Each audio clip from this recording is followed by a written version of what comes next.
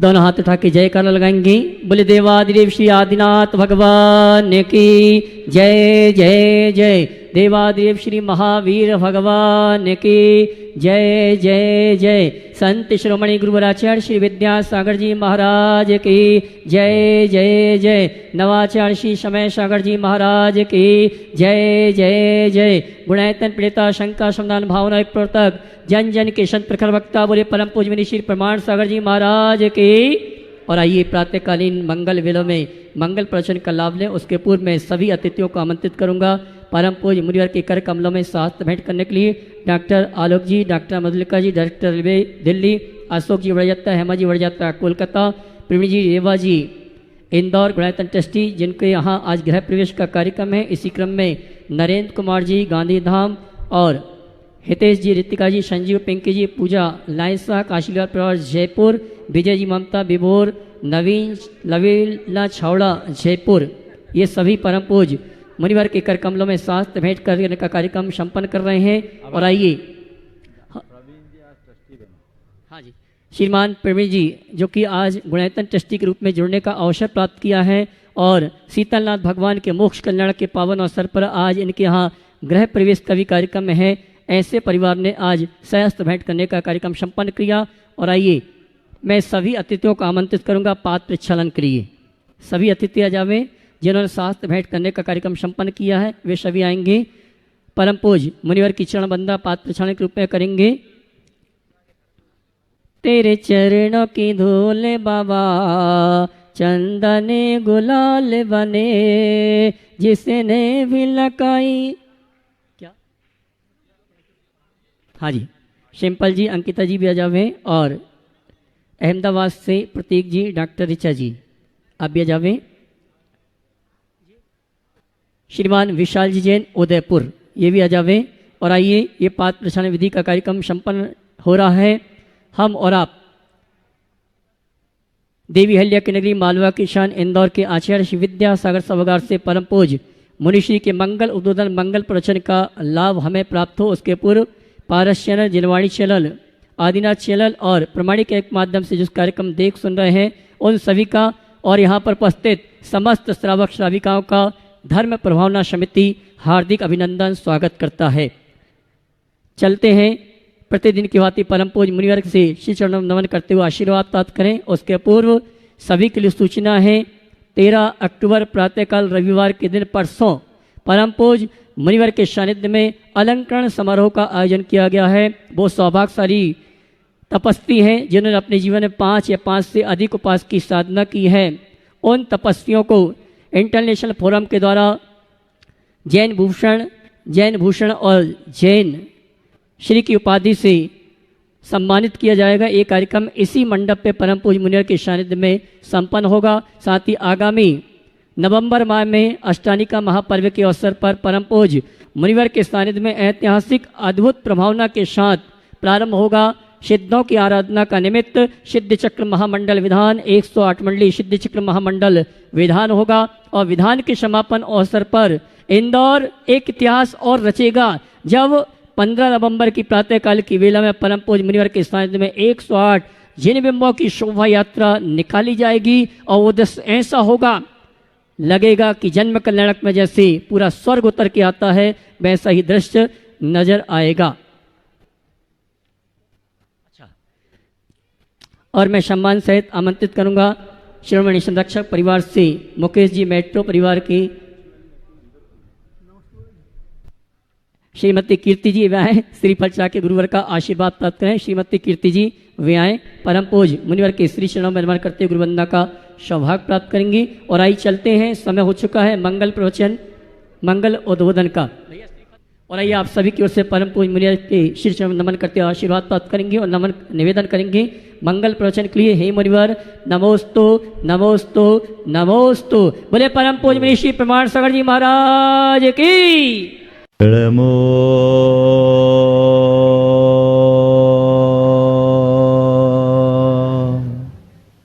अरिहन्ताणम्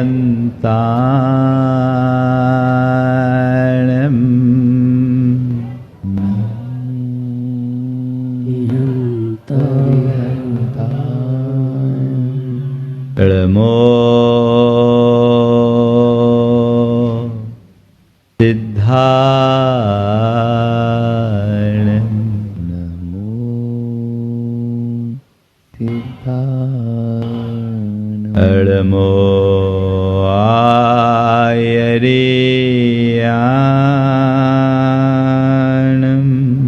नमो आयरियाणं अड़मो उवज्झाया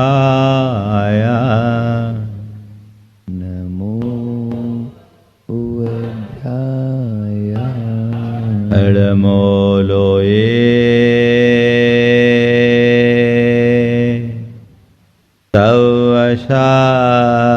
तवशाहुनं नमो लोये सर्वशाहुनं एसो पंचिणमुयारो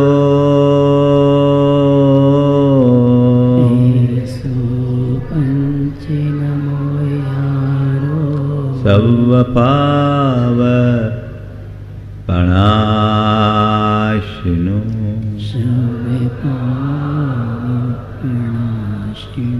मंगलाळं च सवेसिं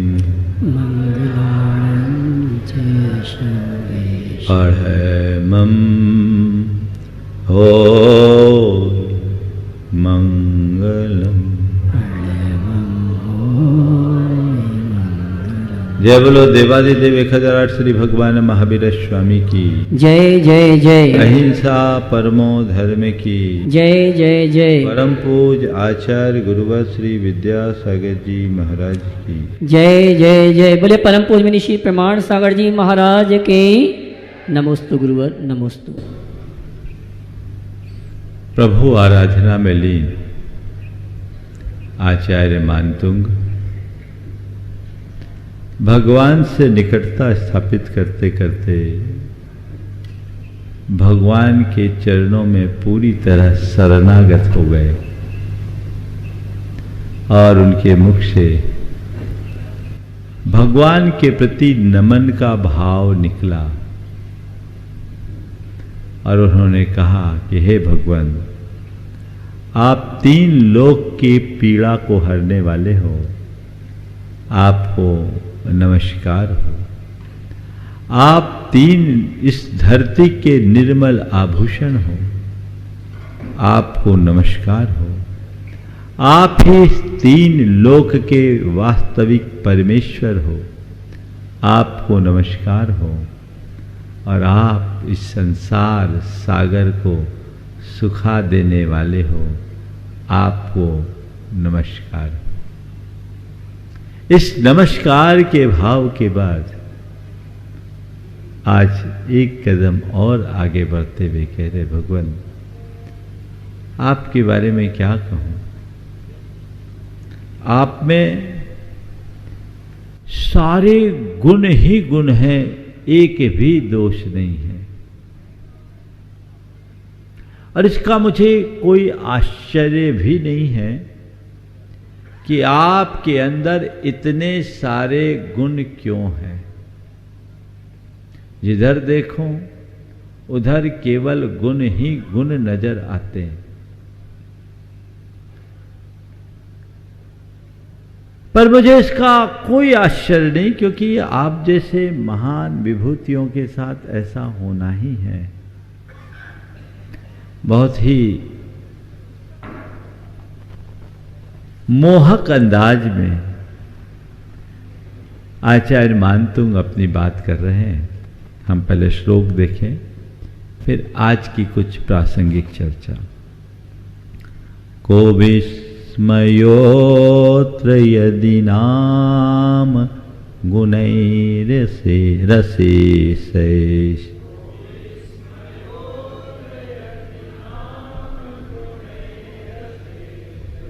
को विस्मयोत्र यदि नाम गुणैरसेशे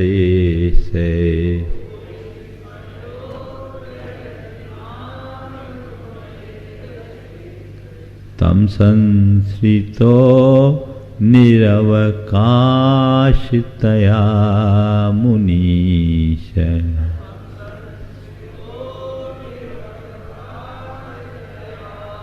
आश्रितया मुनीश।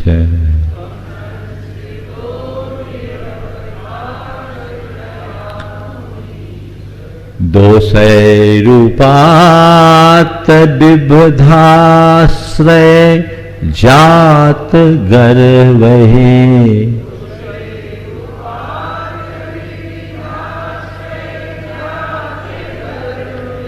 दोषैरूपात् विविधाश्रय जात गर्वहे।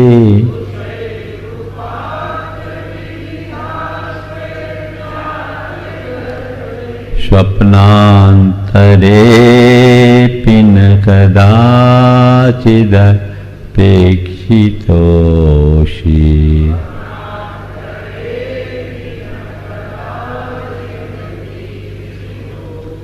स्वप्नान्तरेऽपि न कदाचिदपेक्षितोऽसि।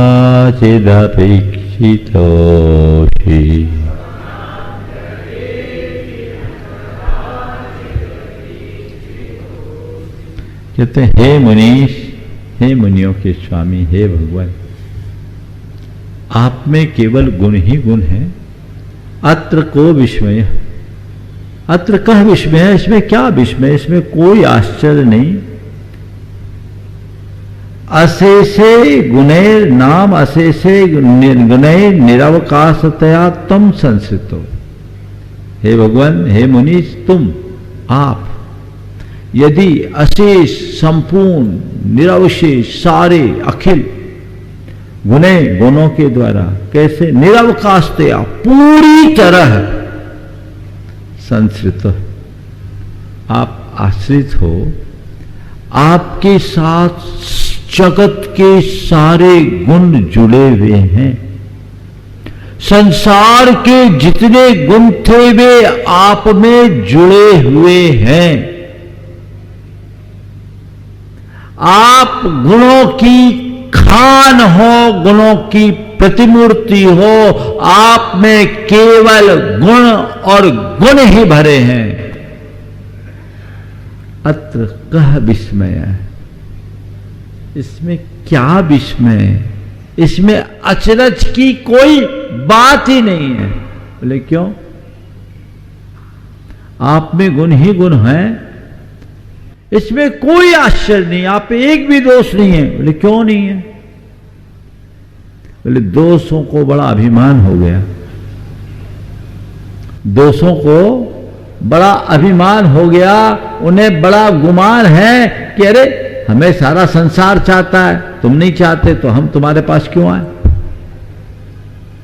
दोषै उपात विविधाश्रय जात गर्वे।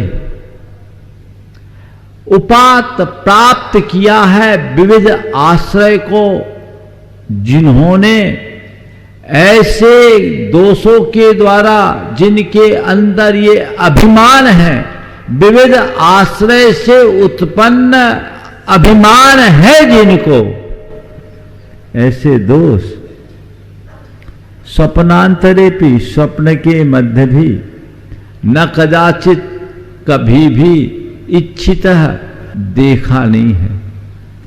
दोष आपको सपने में भी देखना पसंद नहीं करते। क्या अलंकारिक कथन है। दोष आपको सपने में भी देखना पसंद नहीं करते। क्यों? क्योंकि उनको अभिमान है। किसका अभिमान है? सारा संसार हमें अपनाया, इसका अभिमान है। सारा संसार हमें अपना लिया है, इसलिए इस अभिमान से प्रेरित दोष आपको सपने में भी देखना पसंद नहीं करते। इसलिए आप में सारे गुण ही गुण है, एक भी दोष आपके पास आ ही नहीं पाए, आते नहीं है, और गुण सब आपके आश्रित हैं। तो हे भगवान, आप निरवशेष गुणों के भंडार हो। छंद का अर्थ तो पूरा हो गया। लेकिन अपना काम पूरा नहीं हुआ। क्यों? भगवान में केवल गुण ही गुण है और हम में क्या है? दोष ही दोष। एक बार हमसे शंका समाधान में एक ने सवाल किया कि महाराज, भगवान गुणों की खान है, हम भगवान का गुणगान करें, हम में दोष ही दोष हैं, ऐसा बार बार हम कथन करें, इससे क्या होगा? भगवान के गुणों का बखान करने से क्या हमारे गुण बढ़ेंगे? और अपने दोषों की चर्चा करने से क्या हमारे दोष दूर होंगे? बल्कि बार बार दोषों को दोहराने से तो दोष बढ़ते हैं और दूसरों के गुणों का गुणगान करने से हमें क्या लाभ? सवाल करने वाले तो कई तरह के सवाल खड़े करते हैं। हो सकता है कभी आपके मन में भी आया हो, लेकिन घबराना नहीं, सवाल है तो हमें उसका जवाब भी तलाशना चाहिए। हमने कहा बिल्कुल ठीक कहते हो, ऐसे भगवान के गुणगान करने से हमारे अंदर गुण आए कोई जरूरी नहीं, और अपने दोषों का बखान करने से हमारे दोष दूर हों ये भी कोई जरूरी नहीं। पर मैं तुमसे एक सवाल करता हूँ, ये बताओ, दर्पण देखते हो? बोले हाँ देखते हैं। क्या देखते हो दर्पण में? बोला अपना प्रतिबिंब देखते हैं। क्यों देखते हो? दर्पण में अपना प्रतिबिंब क्यों देखते हो? बोले दिख जाता, धब्बा दिख जाता है तो क्या दर्पण तुम्हारे दाग धब्बे को साफ करता? बोले नहीं, दर्पण साफ नहीं करता, दर्पण में हम अपने दाग धब्बे को देखते हैं और खुद साफ कर लेते हैं। तो हमने कहा बस यही है भगवान, एक दर्पण है, उनके समक्ष आने पर हमें अपने दाग धब्बे दिखते हैं। भगवान का गुणगान करने से हमें अपने गुणों का स्मरण होता है, क्योंकि जो भगवान है वही मैं हूं। तत्वतः मुझ में और भगवान में कोई मौलिक अंतर नहीं है। जो भगवान वही मैं हूं, जैसे भगवान वैसा ही मैं हूं, भगवान के स्वरूप में और मुझ में रंच मात्र का अंतर नहीं है। मैं खोज रहा था भगवान को, मैं ढूंढ रहा था भगवान को, भगवान खोज रहे थे मुझे।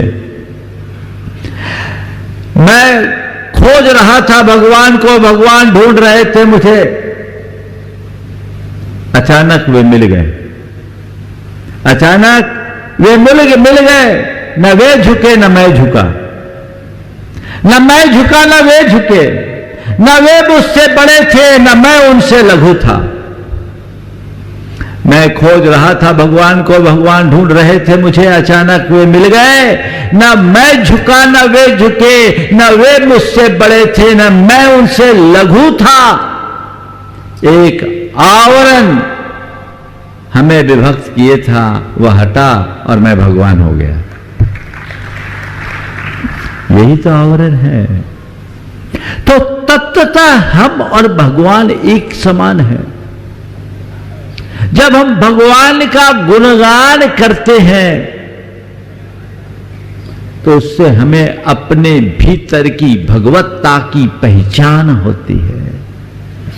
दर्पण में जो प्रतिबिंब दिखता है वो अपना ही प्रतिबिंब होता है। संत कहते हैं भगवान को एक मूर्त की तरह देखने की जगह दर्पण में प्रतिबिंबित बिंब की भांति देखो कि यही मेरा स्वरूप है। आप लोग भगवान के दर्शन करने जाते हो ना? हाँ, दर्शन करते हो। क्या दर्शन कर? दर्शन का मतलब क्या है? बोलो। प्राय यहां जितने लोग हैं वो सब देव दर्शन का नियम वाले होंगे, देव दर्शन करते होंगे। जो रोज नहीं करते वो भी यदा कदा तो करते ही होंगे। भगवान के दर्शन आप नित्य करते हो। दर्शन का मतलब क्या है? बोलो। भगवान को देखने जाना। बैठे हैं कि कुछ और काम में बिजी हैं, सलामत हैं कि कोई उठा ले गया है, क्या है दर्शन का अर्थ? क्या है? भगवान के दर्शन करने जा रहे हैं, इसका मतलब क्या? सच्चे अर्थों में भगवान के दर्शन का मतलब भगवान में अपनी भगवत्ता का अवलोकन है। यही मेरा स्वरूप है, इसे देखना। ये भगवान के स्वरूप को देखने का नाम दर्शन है। ये भगवान जो यहां विराजमान है, जिनके मैं दर्शन कर रहा हूं, वही असल में मैं हूं। वो मेरे भीतर का ही प्रकट रूप है। ये मेरा असली स्वरूप है। मुझे ऐसा होना है, मुझे ऐसा होना चाहिए। ये विचार अपने मन में आने लगे तब असल दर्शन है। अब क्या कहें, भगवान के दर्शन लोग कम करते हैं, मूर्ति के दर्शन ज्यादा करते हैं। अब तो लोग मंदिरों में भी जाते तो भगवान की एनर्जी देखते हैं। कहाँ रे, यहां भगवान में बड़े एनर्जी है। तू क्या नापेगा भगवान की एनर्जी? वो तो अनंत ऊर्जा के धनी है, उनको कौन सी एनर्जी से नाप रहे? हाँ, भगवान के चरणों में जाने वाले के अंदर की एनर्जी जग गई तो समझ लो हमने बहुत कुछ पा लिया, है ना। तो भगवान के दर्शन करने जाते हैं, यानी ये मेरा असली स्वरूप। फिर भगवान का गुणगान कर रहे हैं, यानी अपने गुणों की पहचान कर रहे हैं। जब हमें पता लग जाए कि मैं असल में कौन हूं, जैसे कोई व्यक्ति है, एक करोड़पति का बच्चा बचपन में खो गया और एक भिखारी के द्वारा पाले जाने के कारण भिखारी हो गया। अब क्या मान रहा है वो अपने आप को? भिखारी मान रहा है ना। क्या मान रहा है? भिखारी। उसकी मनोवृत्ति क्या हो गई? भिखारी जैसी। है तो करोड़पति पर बना क्या है? भिखारी। भीख मांगते मांगते फिर रहा। अब एक रोज किसी व्यक्ति पर की उस पर नजर पड़ी, उसने उसे देखा, गौर किया तो लगा ये तो मेरा ही बेटा दिख रहा है। इसके चेहरे से मेरा चेहरा मेरे चेहरे से इसका चेहरा मिल रहा है। हाथ में बचपन में मैंने गुदना लिखवाया था, गुदना भी दिख गया है। तो ही मैंने बचपन में इसके गले में एक ताबीज बांधी थी, ताबीज भी सलामत है। बेटा तुझे पता है तू है कौन? मुझे नहीं मालूम। ये मेरे माता पिता, इन्हीं ने मुझे पाला पोसा आगे बढ़ाया। मैं तो भिखारी का बेटा और भिखारी हूं। बेटा तू भूल रहा है, तो भिखारी नहीं सेठ है, सेठ का बेटा है। और तेरा बाप ये नहीं जिसे तू अभी तक बाप मान रखा, तेरा असली बाप मैं हूं। तू मेरी संतान है, मेरा बेटा है। अरे ये कैसी मजाक कर रहे हैं आप कहां करोड़पति सेठ और मैं भिक्षाचरी से जीवन बिताने वाला भिखारी। आपकी मेरी तुलना कहां? बेटा यहां कोई मजाक की बात नहीं, सत्य का उद्घाटन है। देख, मेरे चेहरे को देख और अपने चेहरे को पहचान। पर तू ऐसा नहीं पहचान पाएगा। मैं तेरे सामने एक दर्पण रखता हूं, इस दर्पण में तू अपने प्रतिबिंब को देख और फिर मुझे देख। है तो समानता, लग तो रहा है। हाँ, पर मानू कैसे? देख, बचपन में मैंने तेरे नाम पर हाथ में गुदना लिखाया था। लिखा है, मैंने लिखा था चिद्रूप, लिखा है चिद्रूप। हाँ, चिद्रूप भी लिखा है। आहा, मैं तो अपने आप को भिखारी माने बैठा था, पर ये चिद्रूप क्यों लिखा? ये चिद्रूप तेरा स्वरूप है, तू पहचान। तू चिद्रूप है, चैतन्य स्वरूप है। और एक बात बताओ, तेरे गले में ये जो ताबीज है ना, तुझे पता है मैंने बचपन में बड़ी दूरदर्शिता से बांध रखी थी। पता है इसमें क्या है? बोले ताबीज है। किसने बांधा? बोले मुझे पता नहीं, मैंने तो जब से होश संभाला तब से देख रहा हूं। बेटा ये ताबीज भी मैंने ही बांधी थी, उतार इस ताबीज को। ताबीज को उतारा। बोले ताबीज तेरे सम्राट होने का प्रमाण है। ताबीज खोल। ताबीज उतारी, उसकी ऊपर के खोल को हटाया। तांबे का खोल था, हटा। तांबे के खोल को हटाते ही दूसरी खोल निकली, उसमें वो चांदी की खोल थी। बोले इसको भी हटा। चांदी की खोल हटाई तो फिर तीसरी खोल निकली, वो सोने की खोल थी। देख के आंखें चमक गई, ये सोना मेरे पास, मेरे गले में मत आ। बोला बेटा यही नहीं रुक, इस सोने के खोल को भी हटा। तो फिर जब सोने के खोल को हटाया तो उसके अंदर सुंदर नगीना मिला, हीरे का चमचमाता हुआ। बोले ये देख तो इसका धनी है। इसलिए मैं तुझसे कहता हूं तू सेठ का बेटा ही नहीं, तू अपने आप में सेठ है। पहचानते ही दिशा बदल गई। अरे मैं तो अपने आप को भिखारी मान बैठा था। मैं भिखारी नहीं, सेठ हूं। ये ज्ञान होते ही मनोवृत्ति बदल गई। अभी दूसरों से मांगने के लिए हाथ फैलाने वाला अब दूसरों के देने के लिए हाथ बढ़ाने वाला बन गया। स्वरूप की पहचान होते ही मनोवृत्ति बदल जाती है। स्वभाव का बोध होते ही प्रवृत्ति में परिवर्तन आ जाता है, उसमें सहजता आने लगती है। तो भगवान का गुणगान स्वरूप की पहचान का एक सबल माध्यम है। प्रभु आप गुण के कोष हो और मुझ में दोष ही दोष है।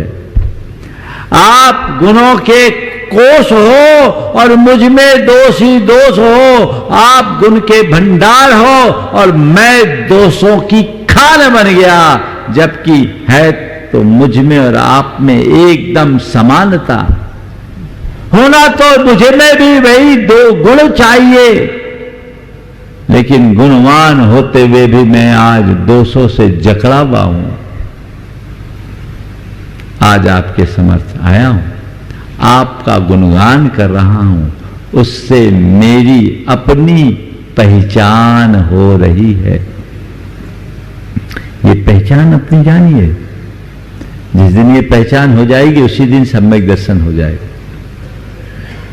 केवल गुणगान करना, कोई रटी रटाई स्तुति पढ़ लेना मात्र भगवान का दर्शन नहीं है। भाव जोड़कर ज्यादा आगे बढ़ने की बात क्या करूं, मैं प्रसंग में ये बात कर रहा हूं।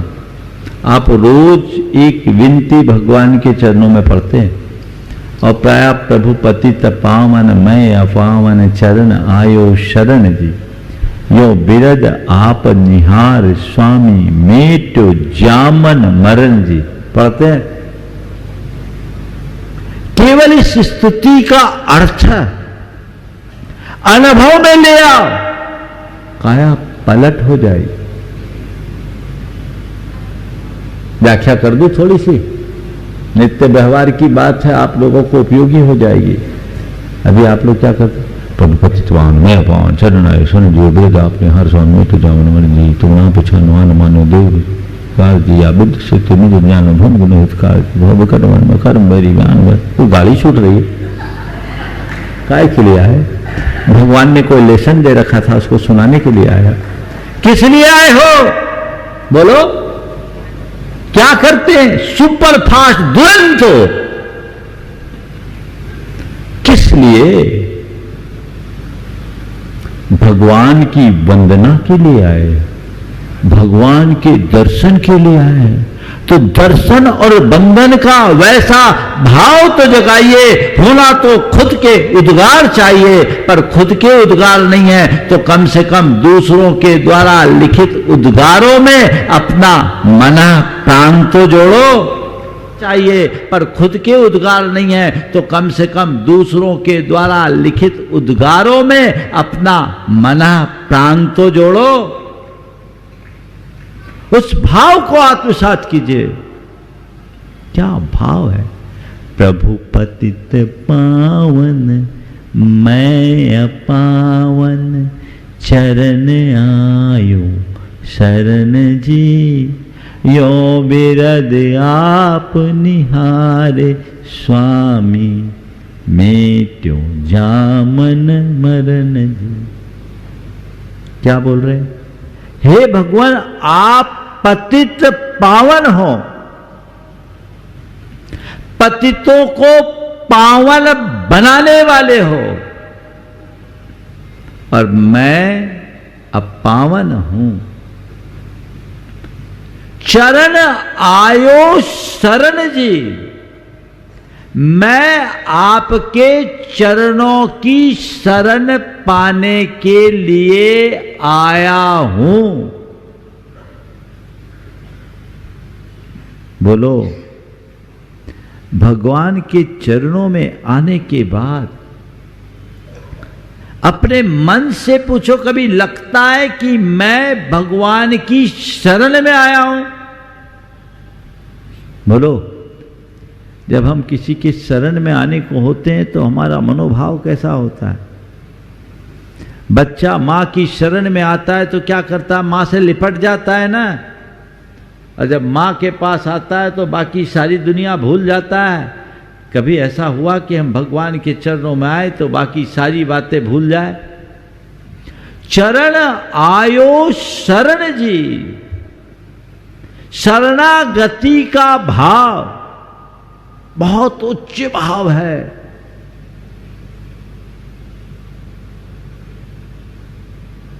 अनन्य हो जाए, भगवान के चरणों में आकर के भी यदि उनके शरण को ना पाए तो क्या पाए?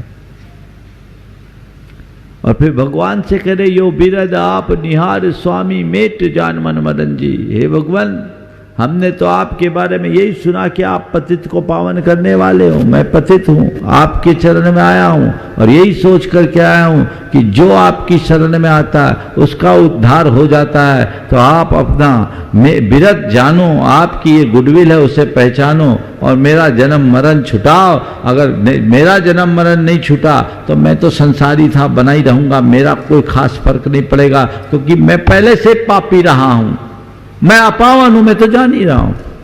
लेकिन नाम आपका खराब होगा, अब आप फिर पतित पावन नहीं कहला सकोगे। क्या व्याजोक्ति अलंकार में अपनी बात कही, तुम ना पिछानो आन मानो देव विविध प्रकार जी, या बुद्धि सेति निज न जानो भ्रम गिनो हितकार जी।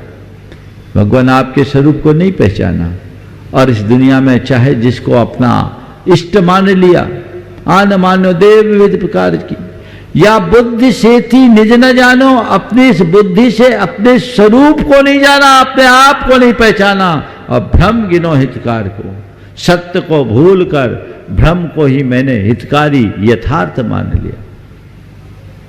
पूरी पंक्तियों को समझिए। भव विकट वन में कर्म बैरी, ज्ञान धन मेरो हर्यो, अब भाग मेरो उदय आयो, दर्श प्रभु जी को लख लयो। कितने स्पष्ट अर्थ हैं।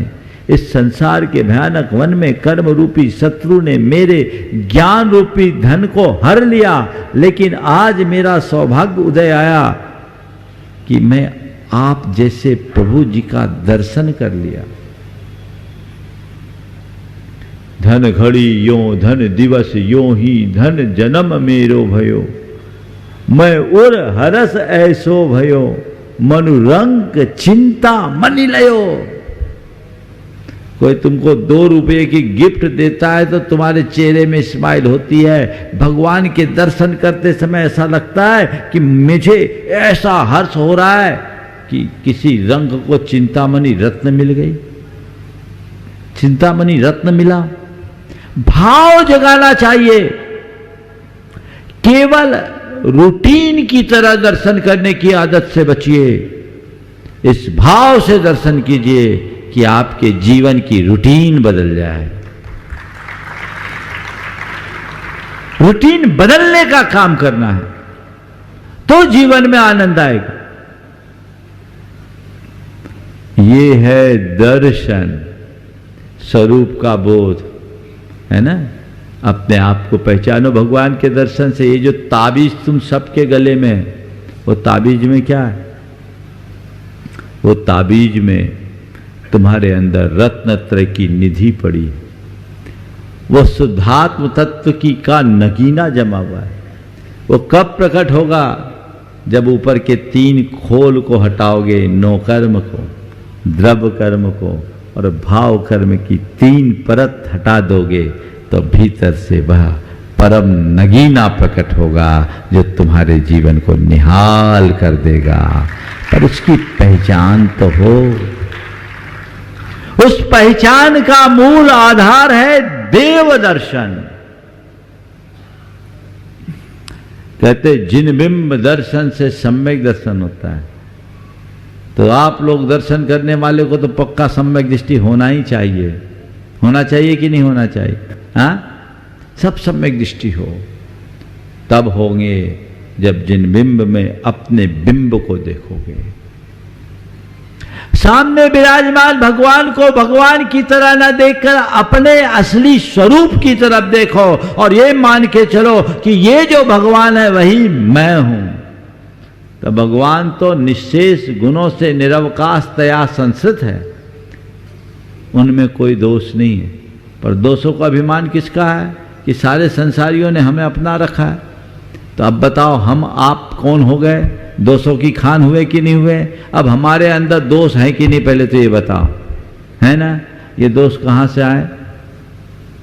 अपने आप आए कि हमने उन्हें अपनाया? हाँ, अपने आप आए, अपने आप। उपात क्या किया है?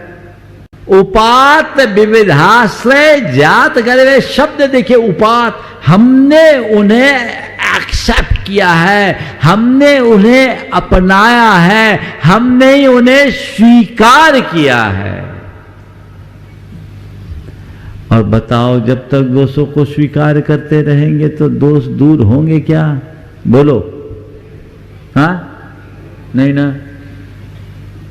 तो दोषों से मुक्त होना है तो दोषों को पहचानना होगा और उनकी उपेक्षा करनी होगी।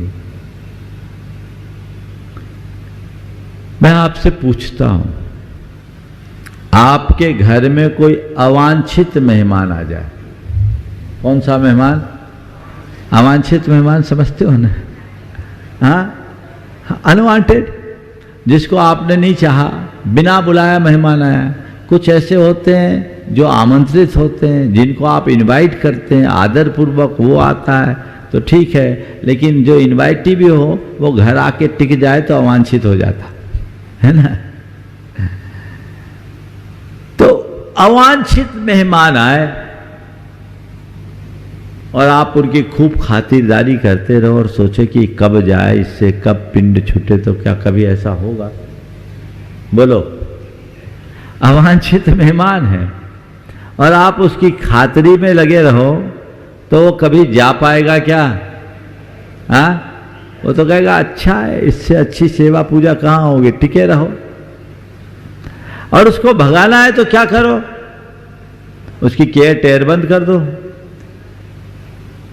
उसकी देख रेख बंद कर दो, उसकी पूछ परख बंद कर दो, उसका ख्याल ही नहीं करो, उससे बात ही मत करो, उसकी तरफ देखो ही नहीं। अपने आप बोरिया बिस्तर बांध करके चला जाएगा, है ना। लेकिन अभी आप लोग कर क्या रहे हो? हाँ, क्या कर रहे हो? पूरा केयर टेयर फुल खातिरदारी, अरे महाराज आप ही लोगों तो सुना अतिथियों का सत्कार करना चाहिए, तो किसका सत्कार हम कर रहे हैं, ये हमें अच्छे से जानने और पहचानने की आवश्यकता है। किसको जाने, किसको पहचाने, कैसे पहचाने। हमने अपने दोषों को अपनाया है, इन्हें हटाना है, तो हमें खुद इनके प्रति जागरूक होना होगा। पहली बात, अपने दोषों को दोष के रूप में जानिए, पहचानिए। मेरे अंदर में ये दोष हैं, इन्हें दोष के रूप में जानिए और फिर मानिए कि ये दोष हैं। फिर संकल्पित होइए कि मुझे इन्हें हटाना है और फिर उन्हें हटाने में जुट जाइए। जानिए, उन्हें पहचानिए, मानिए और हटाने के लिए पूरी तरह जुट जाइए।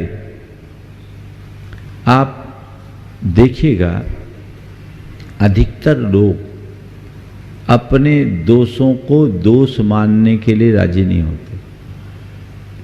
दोष तो बहुत सारे हैं, सब में, संसार में ऐसा एक भी नहीं है जो ये कहे कि मुझ में एक भी अवगुण नहीं है। यदि ऐसा मिल जाए तो समझ लेना वो भगवान है, इसके अलावा कोई नहीं मिलेगा। दोष तो है, तो चल भाई, दोष है तो दोष को दोष मानो, तब तो सुधार होगा। और तुम दोष को दोष ही नहीं मानोगे तो उसी को पोसते रहोगे, सुधार कैसे होगा। आप देखिए, कई आदमियों का स्वभाव होता, बड़ा गुस्सैल होता है, बदमिजाज होते हैं, गुस्सा उनका स्वभाव है। पर कभी उनसे कहो भैया गुस्सा क्यों करते हो, तो क्या बोलेगा, ये गुस्सा थोड़ी कह रहे हैं, ये तो मेरी भाषा है ना। एक बार एक सज्जन मेरे कमरे के बाहर किसी को बड़े गर्म होकर बोल रहे थे, बहुत जोर जोर से बोल रहे थे, और सामने वाला चुपचाप सुन रहा था। आवाज इतनी कि 200 मीटर तक चले जाए। मैं कमरे में ही था, हमने सोचा क्या हो गया, बाहर निकला, बोले क्या हो गया भाई, बोले कुछ नहीं, हम लोग बातचीत कर रहे। क्या हो गया, बोले हम बातचीत कर रहे हैं। बोले इतने गुस्से में क्यों, बोले महाराज गुस्सा थोड़ी, मेरी तो भाषा है। हम बोले भाई जब तेरे प्रेम की भाषा ऐसी है तो गुस्से की भाषा न जाने कैसे होगे, फिर तो आगे लगा डालोगे। जो व्यक्ति इतनी ऊंचे आवाज में और इतने तीक्ष्ण लहजे में बोल रहा है, उसको ये पता नहीं कि मैं गुस्से में हूं, तो क्या कभी वो अपने गुस्से को सुधार पाएगा, नहीं कर पाएगा। तो गुस्से में सुधार करना है तो आपको पहचान जानना पड़ेगा, मानना पड़ेगा कि मेरे अंदर गुस्सा है और वो गुस्सा इस लेवल का है, ये ठीक नहीं है, मुझे इसे नियंत्रित करना है। तो भगवान के सामने जाकर जब आप अपने दोषों का बखान करोगे तो आपको अपने दोषों की पहचान होगी ना।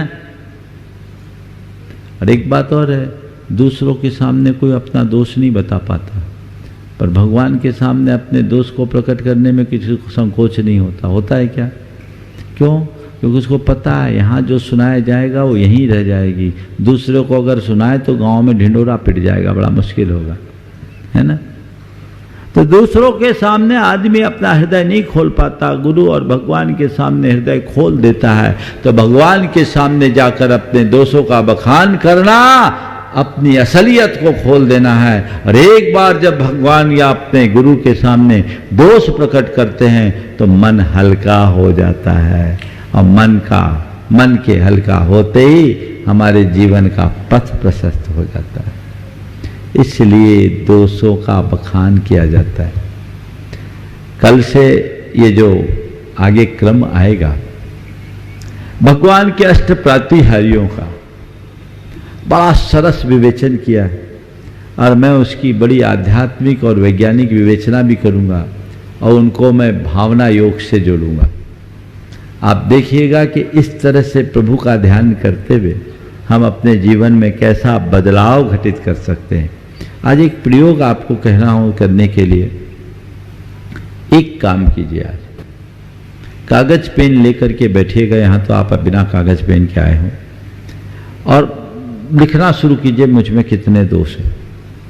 गुण नहीं, मुझ में कितने दोष हैं पहले लिखना शुरू करो।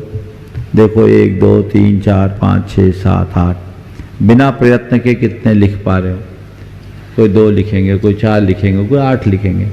फिर थोड़ी देर बाद आपकी कलम रुकेगी, थोड़ा सोचोगे हाँ ये भी मेरी कमी, ये भी मेरी कमी, ये भी मेरी कमी। फिर सोचने के बाद थोड़ा और खोजोगे और खोजने के बाद देखोगे ये है। 10-5 मिनट बाद लगेगा बस इतनी मेरी कमी है। हाँ, मैं दूसरों को नहीं बताना, हम खुद की बात बोल रहे हैं। इसको एक प्रयोग करो, ये मेरी कमियां हैं। 2 4 8 10 20, ठीक है, जितनी भी आई। ईमानदारी से किसी को डायरी देना मत, अपने पास रखना, जमाना खराब है। उसके बाद उसमें से जिसे आप अपनी सबसे बड़ी दुर्बलता के रूप में देखते हो, हाइलाइटर पेन रखो, उसको अंडरलाइन करके हाईलाइट करो। मान लीजिए क्रोध है तो क्रोध को देखिए, काम है तो काम वासना को रखिए, अभिमान है तो अभिमान को देखिए, लोलुपता है तो लोलुपता को देखिए। अब शब्द बोलने की आदत है तो अब शब्दों को बोलिए। यशोकांक्षा है तो यशोकांक्षा रखिए। बुराई करने की आदत है तो बुराई की रखिए। ईर्ष्या के भाव है तो ईर्ष्या को रखिए। जो हो उनको हाईलाइट करो और उनमें से केवल एक पर काम करना शुरू हो, केवल एक पर, जो आपको आपकी सबसे बड़ी दुर्बलता के रूप में दिखे, उसे नोट कर लो, हाईलाइट करो और उसे अपने प्रयोग में लाओ, उसके विधायक वाक्य को बनाओ और उसे एक आत्म सुझाव के रूप में नियमित भावना योग का हिस्सा बनाकर अपने साथ जोड़ो। जैसे गुस्सा ज्यादा है तो मुझे शांत रहना है, मुझे शांत रहना है। जीवन में लोलुपता अधिक है, मुझे संयम रखना है, मुझे संयम रखना है। इन वाक्यों को बार बार दोहराना शुरू कीजिए। अपने जीवन में चमत्कारिक परिवर्तन देखिएगा। ये परिवर्तन आप कर सकते हैं। प्रवचन सुनने से कुछ नहीं होता, प्रवचन सुनकर उसे अपनाने से सब कुछ होता है। आप फॉलो करना शुरू कीजिए, जीवन में बड़ा बदलाव घटित हो सकता है और वही आपके जीवन की एक बड़ी उपलब्धि होगी।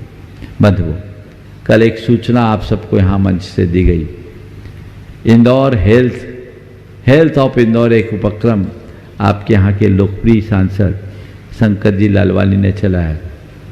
हमारा जब इंदौर आगमन हो रहा था उसके पहले से ही, पहली बार वो जब मेरे पास आए तब से उन्होंने बात की थी और जानकारी में मालूम पड़ा कि जांच रिपोर्ट के हिसाब से लोगों के स्वास्थ्य में बहुत ज़्यादा कमजोरियां हैं, बीमारियां लोगों के अंदर है और उनका उसका पता भी नहीं। ये जब बात मेरे सामने आई तो मैंने कहा हमें सर्व समाज के बाहरी भीतरी स्वास्थ्य को सुधारने का उपक्रम करना चाहिए और उस उपक्रम के अनुरूप में भावना योग एक सबल माध्यम है और एक अभियान की शुरुआत आने वाले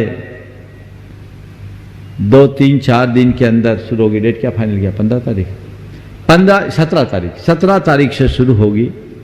और उसके पहले आप लोगों के लिए एक कार्यक्रम दिया गया कि भावना योग कराने से पहले आप अपना चेकअप कराएं, खासकर वे लोग जो डायबिटिक हों, जिनको ब्लड प्रेशर की शिकायत हो, एंजाइटी, डिप्रेशन या अन्य प्रकार के साइकोसोमेटिक डिजीज से पीड़ित हो, या अन्य कोई गंभीर बीमारी से ग्रसित हो। प्रामाणिक ऐप पर आपको एक फॉर्म उपलब्ध हो गया है, वह चालू है, आपको उसमें फॉर्म फिलअप करना है। फॉर्म फिलअप करते ही आपके पास सूचना पहुंचेगी, आपका टेस्ट कराया जाएगा। वह निःशुल्क होगा, धर्म प्रभावना समिति के सौजन्य से होगा। आपका टेस्ट होगा और टेस्ट के उपरांत नियमित 17 तारीख से भावना योग कराया जाएगा। एक सैंपल का पैकेज, पूरा सैंपल का पॉकेट तैयार किया जाएगा सैंपल साइज के हिसाब से, और एक प्रयोग करके भावना योग को जगत व्यापी बनाने का एक उपक्रम है। जो लोग लाइव सुन रहे वो भी इसमें कर सकते हैं, इंदौर से बाहर के लोग भी कर सकते हैं। आपकी जांच की वहां भी व्यवस्था हो जाएगी और जांच रिपोर्ट आने की आप सुरक्षित रखिएगा।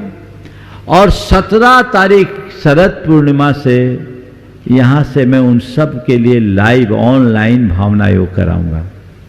और इसके लिए आज मैंने प्रातःकाल, कल मैंने तो बोला था थोड़ा छोटा था, लेकिन पूरा उस पर विचार किया तो एक 24 मिनट का भावना योग बनाया है। 24 मिनट का, मात्र 24 मिनट का, जो आपके सारी बीमारियों को दूर करेगा। वो उनके लिए जिनको ये बीमारियां हैं। आपको नियमित ये भावना योग करना, और 1 महीने बाद फिर आपका टेस्ट होगा, फिर 1 महीने बाद, इस तरह 3 महीने में आपके टेस्ट होंगे। और उसके हिसाब से आपका पूरा रिपोर्ट तैयार होगा और उस रिपोर्ट को की समीक्षा करके उसे विश्व पटल पर रखी जाएगी। ये एक बहुत बड़ा उपक्रम होगा। तो इसमें वे लोग भी शामिल किए जाएंगे जो पहले से भावना योग कर रहे हैं, और कम से कम 200 लोगों को वे लोग चाहिए जो अभी भावना योग शुरू करेंगे। तो मैं चाहता हूं जो लोग इसका लाभ उठाना चाहते हैं और चाहते हैं कि भावना योग का प्रचार प्रसार ठीक तरीके से हो और उस पर एक तथ्यात्मक ढंग से वैज्ञानिक शोध हो, तो वे सब इस उपक्रम में जुड़े। मैं पूरे देश भर के श्रोताओं से कहता हूं, श्रद्धालुओं से कहता हूं, लाखों लोग भावना योग कर रहे हैं, लेकिन आप भावना योग कर रहे हैं तो इसे कीजिए। और उसमें एक और विकल्प है कि यदि आप नियमित भावना योग कर रहे हैं तो वो भी आप उसमें डालिए।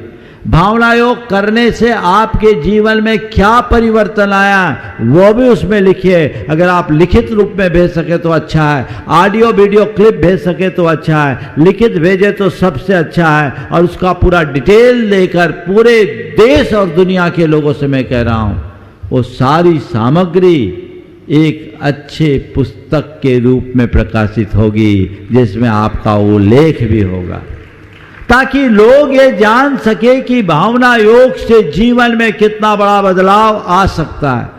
तो आप सब लोग इससे जुड़िए, जितने लोग स्वयं सुन रहे वे और जो नहीं सुन पा रहे उन तक आप ये बात पहुंचाइए। तो ये लाभ आप सब लोगों को लेना है और इसे सर्वत्र फैलाना है। ऐसा सत्प्रयास आप सबको करना चाहिए। इसमें आप लग करके काम कीजिए।